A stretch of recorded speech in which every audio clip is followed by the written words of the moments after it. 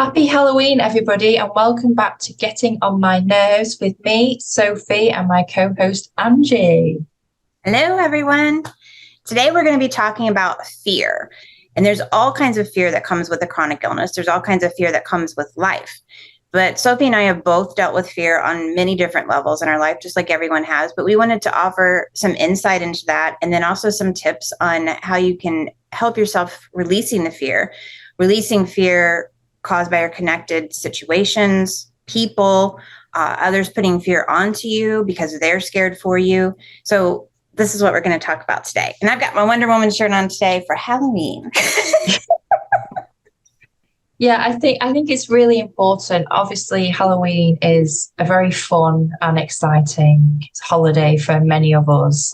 And for a lot of people, the fears kind of seep back in. It can be sometimes a trigger because a lot of us have been through a lot in our medical journey, so to speak, in terms of medical trauma, like being faced with diagnosis and like really tough words to sort of digest, and take on. And it can be a hard time, not just, an exciting time. Sometimes it's hard to watch people enjoy the holiday when you think, I'm filled with fear inside. Yes, I agree. I have to confess right there. I was just listening to you talk and I didn't have anything to say. I was like, wow. I do it all the time. I do it all the time. Yes, I enjoy Halloween very much. Like I always used to, I haven't for a while, but I used to dress up, with my kids, and we dress up for Halloween or birthdays or whatever. And it's just fun to be someone else that you're not normally, for Halloween. It's fun. And it takes your mind off of what you're going through. Yeah, definitely. And I think for me, I'm big on just trying to get people together. We don't even have to sort of dress up, but if we can just watch a scary movie all together and like have friends over and just have like, picky food and like just really just spend that time together, then it really helps you feel supported in what you're going through as well. And it kind of just brings home that you're okay, like you are safe. You have these people around you, and that can really bring a lot of comfort as well. So let's talk about that for a second, like the fear, where it comes from and what it does to your body. So we know fear is your fight or flight, and it will get your cortisol levels up, get you into that survival mode. So what happens when you stay in that survival mode? Because let's say you've had an illness for many years and doctors don't know what it is. Then you finally receive a diagnosis. And I'll use myself as an example here. I was misdiagnosed for 16 years. And when I found out I had Lyme, it was late stage neurological Lyme, and I had co-infections with it. And then I was told on top of that, I had 6 to 12 months to live. So that was a lot of fear coming at me, And then when I found out at work that I had Lyme, and I remember being shocked, and I know I had like a shocked look on my face. And so then my coworkers were like, oh, Lyme, that's worse than cancer. You know that, right? And then someone else came up to me and they totally screwed me up for the day, because they told me about someone they knew who had Lyme, was a mother, had children, and she passed away. And that set me off, because at the time my children were 11 and 13 when I found out, or 11 and 13, 10 and 13. I'm sorry. So it was mind blowing. And I thought, oh my gosh, I can't leave my children. So therefore I had my own fears, like of the doctor telling me what I had and being, told I had X amount of time to live. And here is the thing too. Don't let a doctor tell you how long you have left, because I'm proof that I'm still here and I made it through. Was it a horrible time? Yes, it was, but I made it through. So don't allow them to put that expiration date on you, because it doesn't always work out like that. It's within you, whether you're going to stay here and fight and be here. And I was determined to be here for my children. So there's also, where was I going with that? I stopped. I was just going to say about, like, obviously you said that the doctors gave you a 6 to 12 months basically to live. It was the same with my dad when he had a serious heart attack. They basically said, look, he's got a 1% chance of surviving. And if he walks out this hospital, he'll only survive for 4 years, that's it. And now, like, we're 12 years down the line, and he's not like obviously the bill of the best health, but he's still able to do what he was doing before, and he's built himself back up. And I know obviously doctors and the medical professionals are like trained to make you aware, but sometimes that awareness can really send you to a bad place. Like they told me and my brother, like I was 15 at the time, my brother was 12. They didn't tell my mom, they told us as like children. And that we just thought, oh my gosh, like, I mean, we're in the ICU as it is. Right. We could lose him tomorrow, or we could have like 4 years with him. And that is a hard place to be, as well as like, obviously, if they'd said it to your children, they'd probably feel the same, thinking, oh my gosh, like, mummy's going to die. And you're literally watching the clock to see like, oh my gosh, like, she survived 8 months. She's probably only got 4 months left, like this, and you're panicking all the time. Yes. And I mean, that's a good point. Like, I know when I found out and we had to sit down and tell our kids, my ex-husband, he's like, don't tell them that they said you're going to die. So we ended up hiding things from them because we thought that was what was best for them. But in the end, years later, it all came to a head, and the kids were very angry because they were like, we saw what you looked like. I got down to 99 pounds. They're like, we knew you were not well. You were dying. And when I finally did tell them that it was a strong possibility that I would not be here, they pulled back at different times. They still do to this day. Like if I'm going through a rough time, I won't hear from them, and I understand it because I'm sure they get triggered. They're like, oh, mom's sick again. Like, what's going to happen? Defense mechanism. Yes, a defense mechanism. Exactly. So I think sometimes we can, like in your case, you were told straight up. And in my case, I held back. So what's the happy medium? Yeah. It's a difficult one to get your head around, isn't it, really? Because you want to be in the know because you want to know what you're dealing with. And when I first got a diagnosis, I was like, fab, like, this is what it is now, what we're dealing with. Whereas before, like, I battled with it for so long, of like so many unknowns, that was sending me a decline in itself, because I felt like something was wrong and no one else could recognize it. And I was maybe making it up in my head because that's what I was being told. So when I finally got a diagnosis, I was in the know. I was like, fab. But then it's like, there's no cure. This is what's going to happen. This is how much you're going to have to take for the rest of your life. And then it's like, oh, and then you have to take that time to like process that. And it's really hard because it is, where is the line? It really is. It is. You made me think of something like when I was already down here in Florida, and because I had to come to my parents when they told me I was going to not make it. I had to come down here because I needed help. And that's another thing, is like recognizing that you need help and to not be afraid to ask for it. Therein is fear. But there was a doctor here that I went to see in Jacksonville, and she was very well known as a Lyme literate MD. And after the first appointment, I come home and I had like 6 pages of instructions and all of these new supplements. Plus I had a PICC line. So she was going to be doing all of that. I was so overwhelmed. I didn't even know where to start, even though I had instructions on where to start. Yeah. It's so overwhelming. And like, so I think, I don't know. I think the more you go within yourself and you calm yourself down and say, I'm not going to allow, and like the fear too with the doctors is they know you. So they're scared for you, and they see you doing poorly. They want to help you. Yeah. So therein that lies where the doctors put their fear on you unknowingly. Okay. So you're taking that on, you have your own fear. You have to fear of if you have children or your family or your husband or your boyfriend, whatever, girlfriend, whomever it is, you've got their fears on you too. So as a chronically ill patient, you have not only your own fears, you have all of these other ones. So how do you throw all of that off. And I think for me, it was knowing who I was as a person. Obviously, I used to swim, so I knew that I had that determination that if I put my mind to something, and I would never ever allow myself to be defeated. And I just, anything that came my way, I was like, I did it in the pool, I can do it again.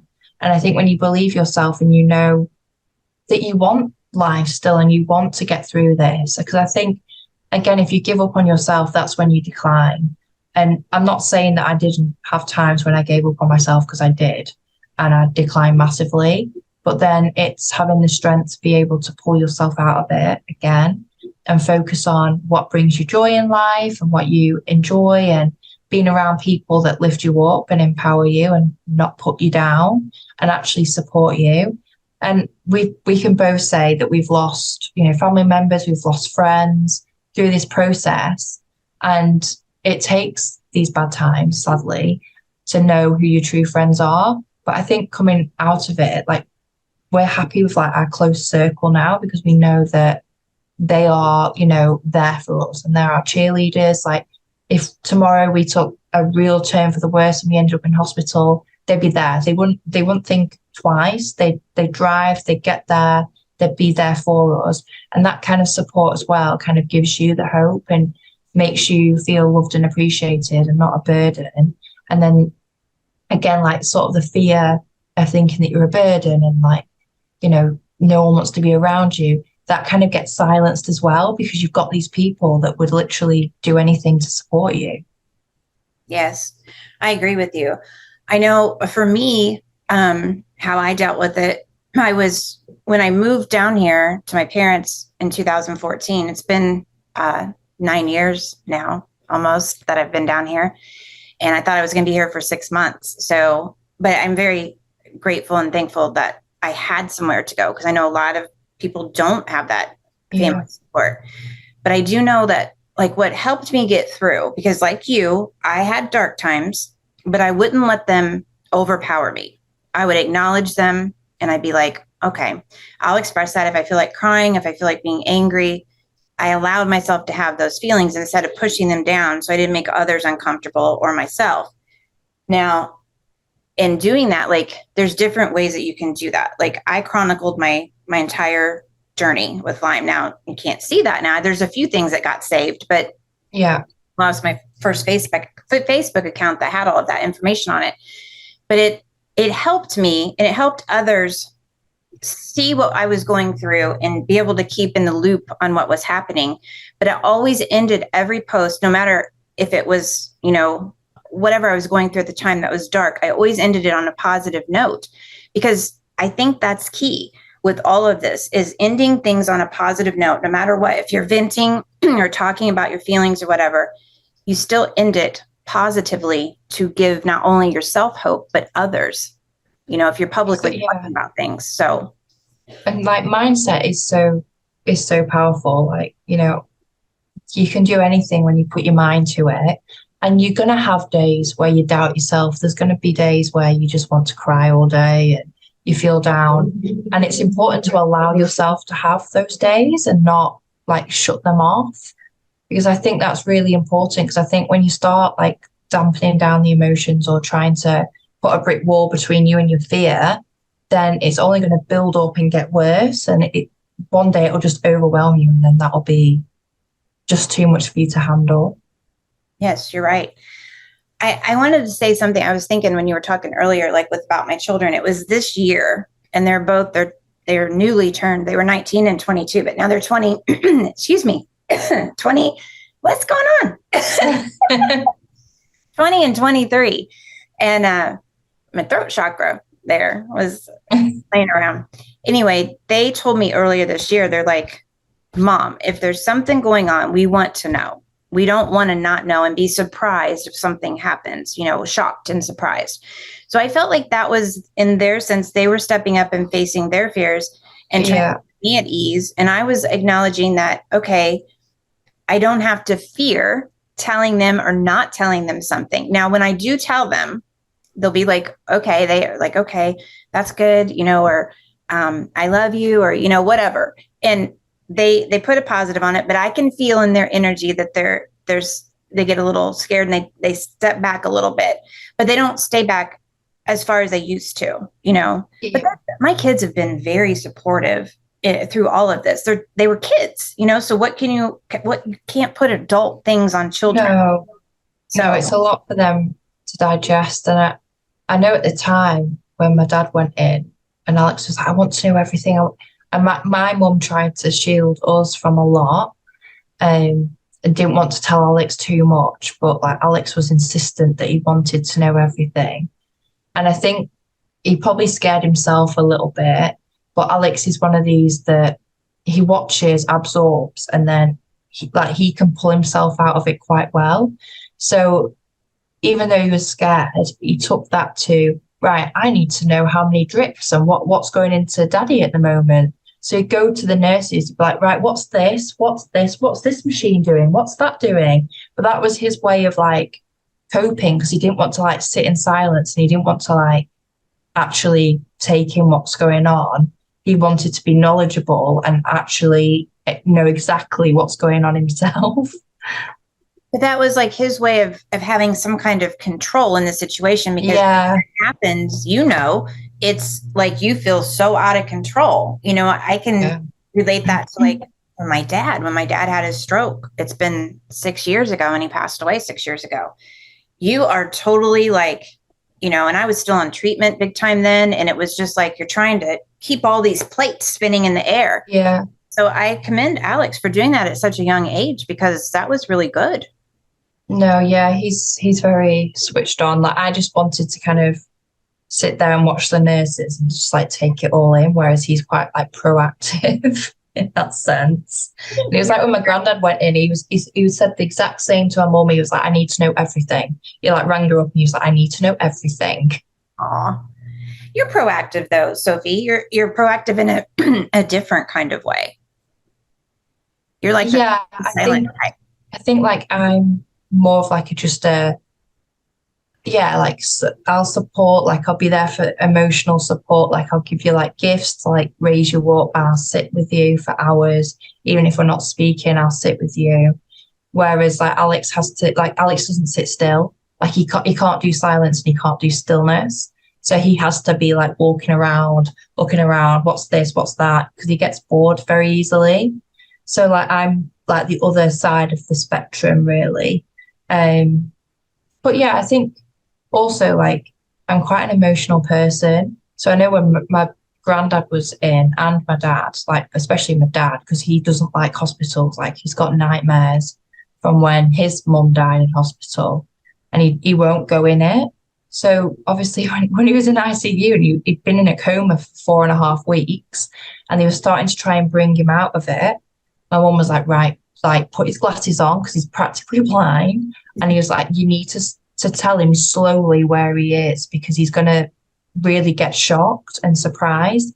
And that could give you another heart attack, because he'd get himself so worked up. So I was like, right, I'll get him a little bear so he's never alone. But like, I used to hate it, because you used to leave the hospital and he'd be there like, and I'd be like, oh, like we've got to go. Like it's end of visiting hours. Whereas like Alex is like, right, I've done my time now. We've been here 2 hours. I'm bored. I was like, oh no, I don't want to leave him. I'll just sit here. But it's weird how different people react differently to these kinds of situations. It's true. And as far as we were talking earlier about how fear is connected, all of our emotions are connected to each other. So you could come across as having anger or anxiety, and that can go back to the core emotion of fear. So it's just, and then you have to release the anxiety, you have to release the anger, and then you release the fear. And people are probably like, how do you release it? You release it. You say, I am releasing the fear that's, caused by or connected to whatever situation or person.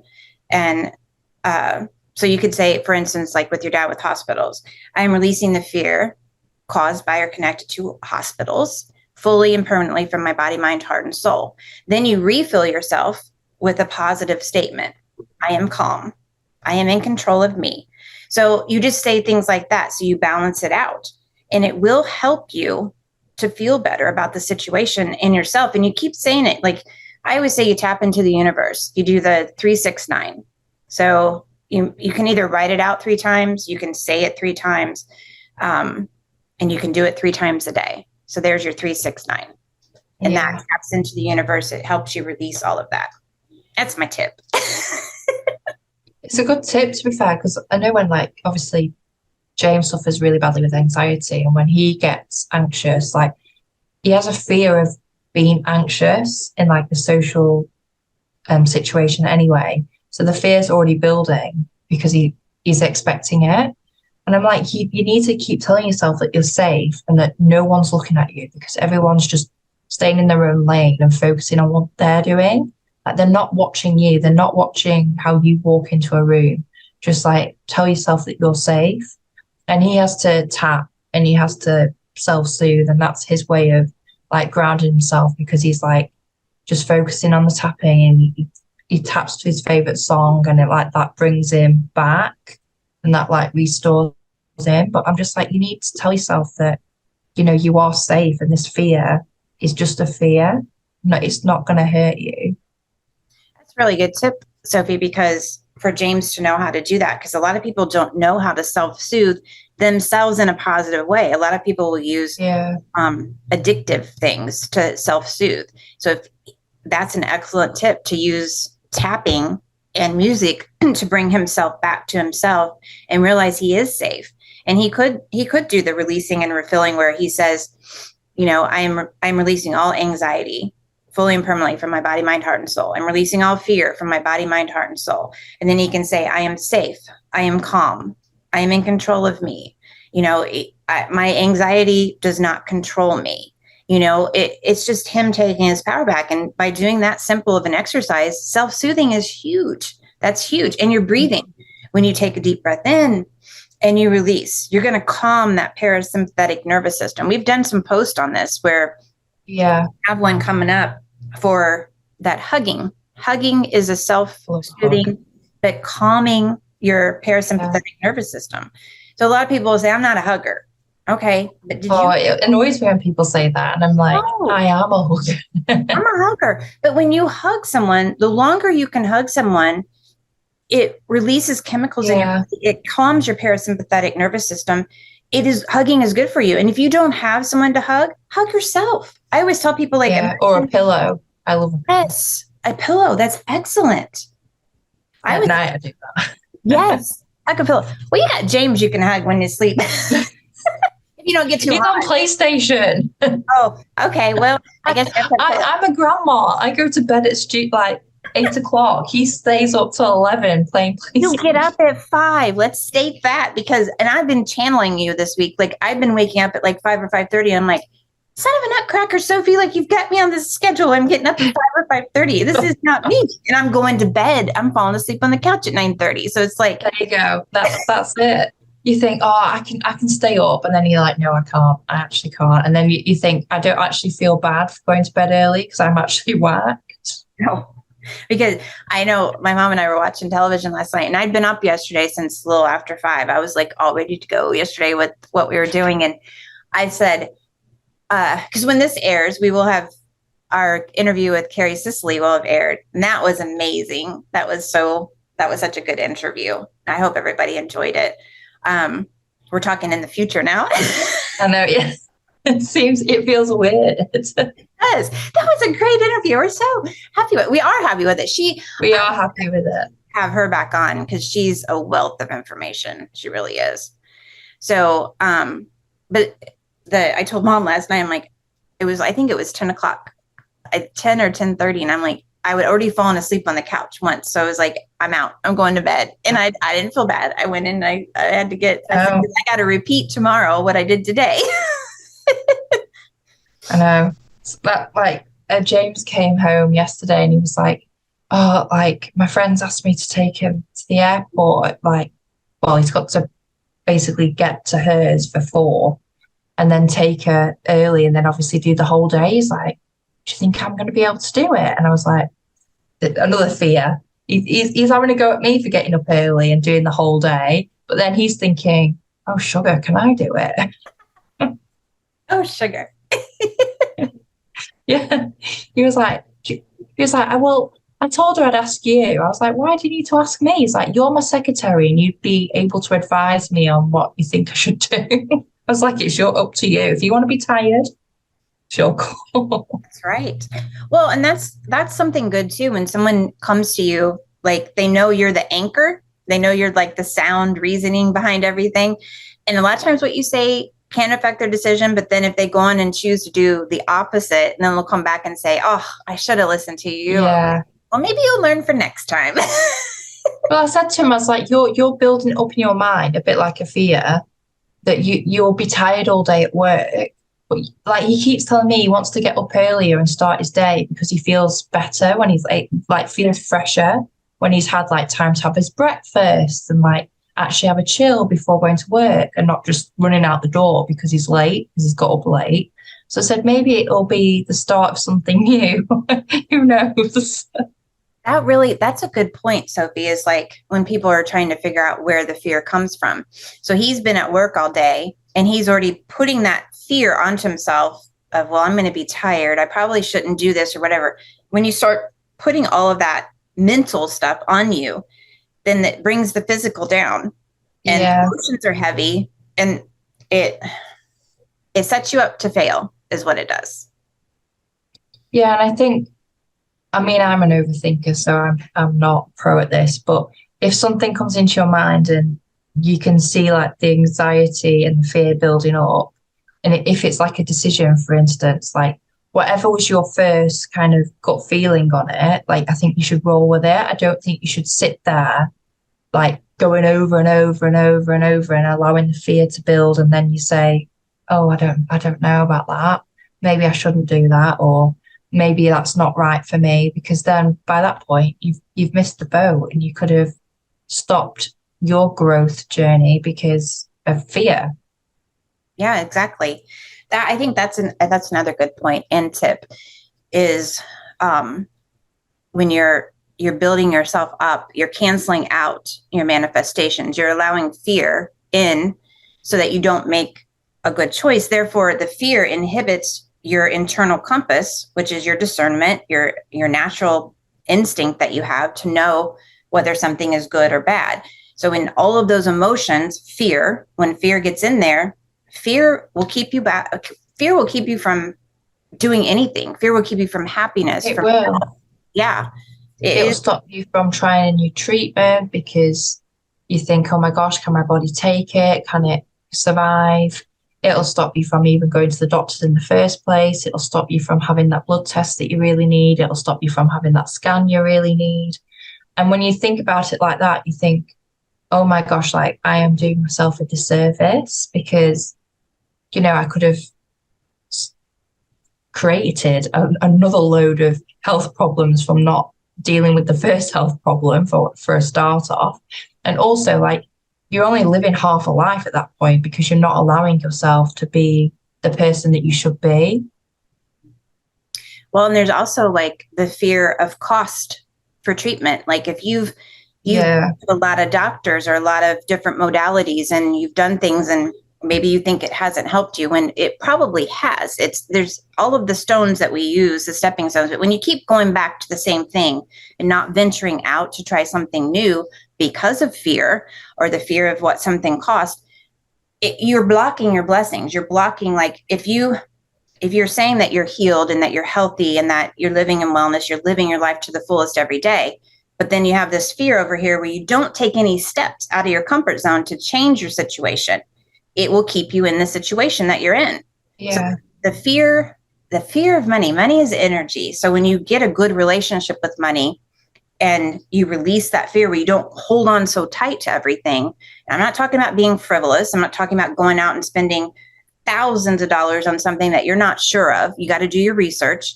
But if you're sure and your body's pulling you towards that, then do it, because the universe will help you figure out a way to pay for it, you know? And like James is very good with me about that because I used to think, oh my gosh, like I haven't got the money to do this, like I can't do that, I can't do that. And he was like, there's always a way of like making money back. Like it will come back to you eventually. But for the here and now, you need this. So you need to put the money into it. And he's quite he takes my overthinking out a little bit because then he'll literally like sit there at night and be like, you could do this as a side hustle, or you could do this as a side hustle, or this. And if you're really stuck, you just do this. Or if you're really, really, really stuck, I'd help you. And it's like that kind of thing that it's trying to make you realize that like money isn't everything at the end of the day as well. Like it's your health and your happiness that's the top priority. Money is just there. You can't take it to the grave with you. So even if you're really, really careful with it now, like who knows, you could get really poorly and not be here in like 6 months' time because you didn't go to the doctor. And then what you're going to do? Like you've got savings. Obviously, a lot of it gets passed down, which is great for future generations. But for you, like you sacrificed your health. There's the fear. In that with the sense with the money and all of that, the fear that is releasing what no longer serves you. And I've been doing this recently because I can tell you, all of my money goes for my health. It has. The past 3 years have been very difficult for me, the past 2 years especially.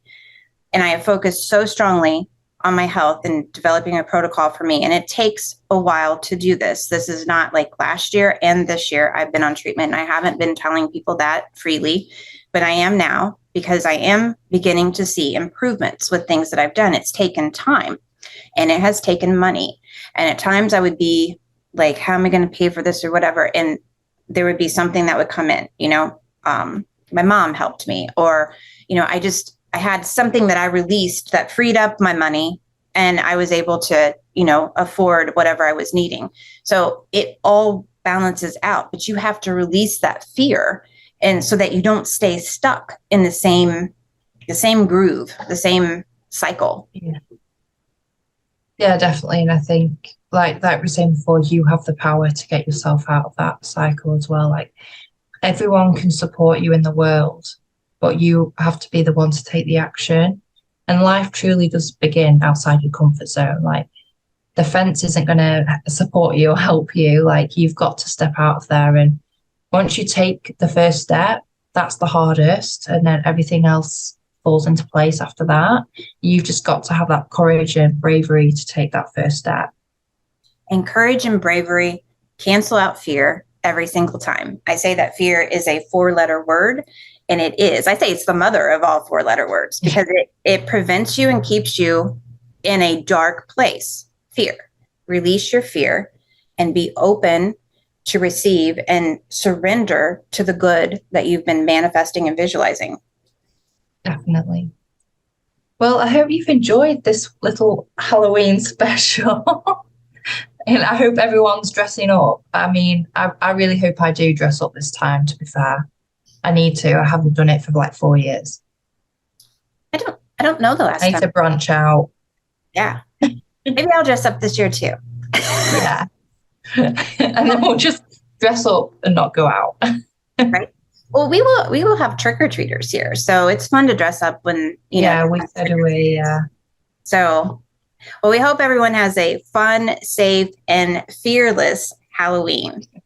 So until next time, y'all know where to find us. Make sure you like and subscribe to our channel so that you hit that bell so you get all of the new releases of our podcast. And you can find us on Instagram, Facebook, and Spotify, right? If you want to listen to us and not watch us. Yes. Yeah, Spotify. All right. Till next time. Bye, everybody. Hang on.